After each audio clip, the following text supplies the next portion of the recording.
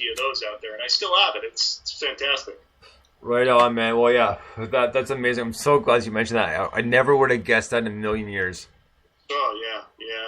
I've been lucky to meet a lot of people and hang out with some people. I got some wild stories anytime you want. Right on, man. Oh well, that one's special because I'll never forget the first time I saw them and the first time I heard them, and I was like, I just couldn't believe it. I gotta get the CD, and this is back where you had to buy the whole CD. You couldn't just hear snippets of it online. You had to actually go out and buy it.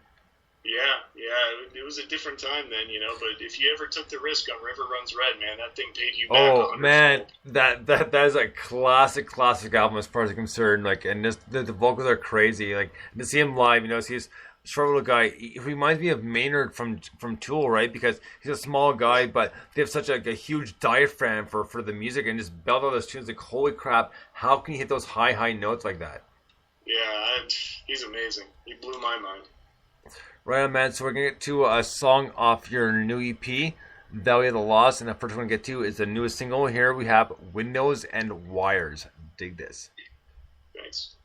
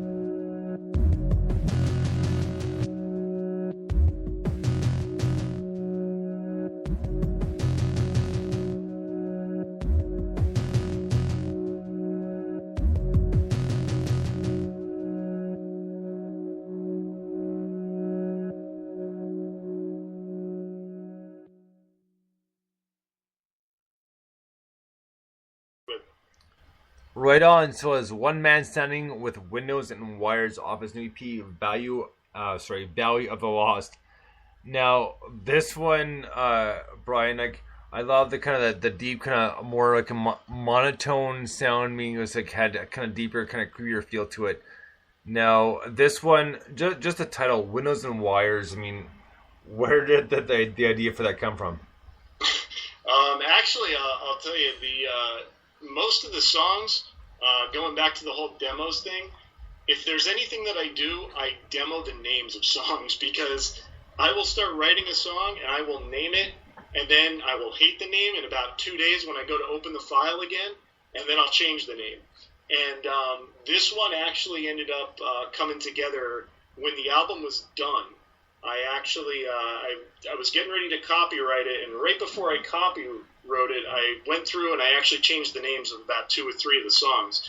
And I like to take pictures a lot, and I like photography, and I ended up taking a picture of this one shed, and it was kind of crooked, and there was wiring all over it. And I thought, oh man, I took a picture of this window, and this window had all this steel wire over it. And I thought, oh, look at all the window and wire. And I thought, that just rolled off my tongue. I was like, that's the name of that song that was track number 3. So that's kind of how that came along. And most of the songs kind of like their names will pop into my head, but I will demo the names of songs.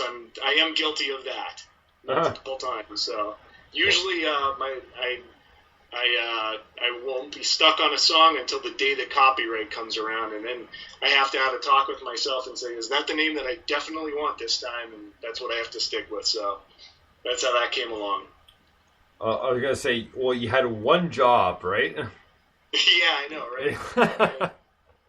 It's just, I don't know. That's the one thing that I do struggle with is the names of songs. And then finally, just at the very last minute, I'm like, have to change it. So, but that's where that one actually came from. The inspiration for that was actually some of the photography that I've done.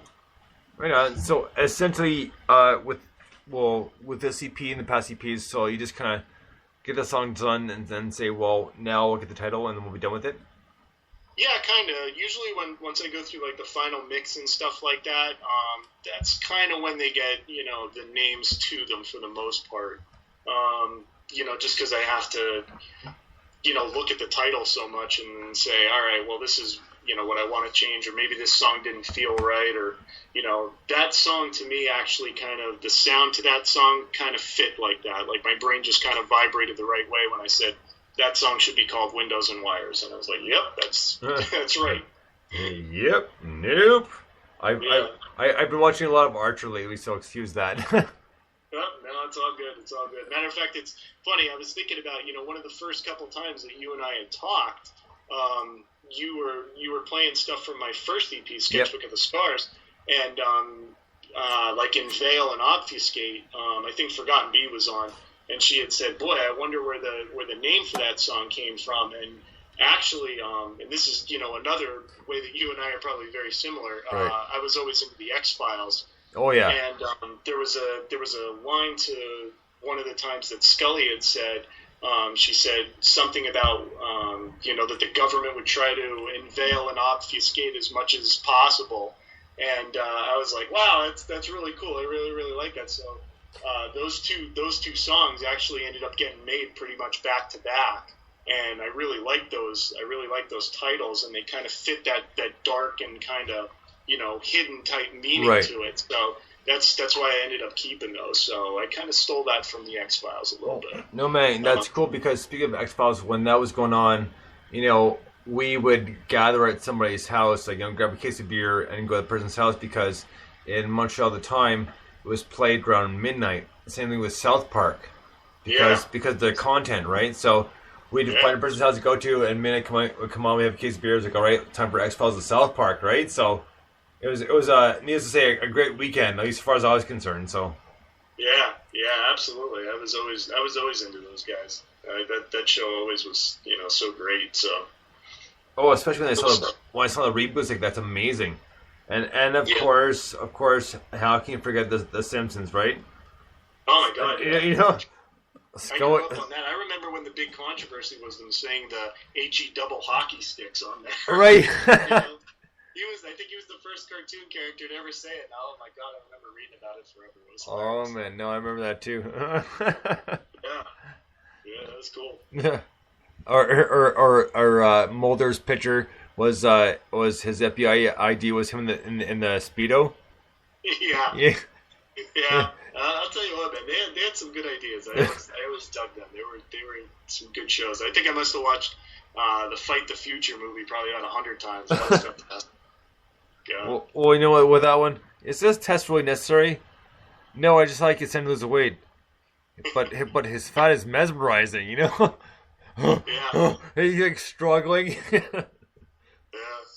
it was always a good time. Okay, well, I'll stop sidetracking here. We'll get back to some questions about the EP. So, Yeah. with this latest one, Brian, what was your kind of concept and idea behind it? Mostly when I wrote that first song, where I got the title Valley of Lost Connections, that actually kind of stuck. That was one of the things that I really didn't demo too much. But when I kind of sat down for this album, I did need to make it a little bit differently. My stuff kind of does tend to be a little bit darker and electronic and stuff like that. And I think it is more kind of geared. I think almost when I kind of sat down, I always kind of got the visions of, I hate to say it, but it should be played like almost to like The Walking Dead or like a like a horror movie or something like that. And I don't mean to do that. It just kind of comes out like that. I'm usually a pretty laid back kind of guy, but that's just kind of the music that I write. So when I kind of sat down for this EP, I didn't really have any one particular thing in mind, but the pencil just kind of went that way. It just kind of but it was a little bit different in that I got a lot different instruments and a lot different sounds in it.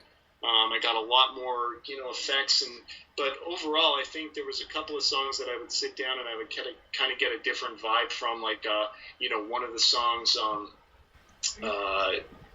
tends to have like a Nine Inch Nails industrial drum sound to it, Right. So I kind of got that going in there, and then,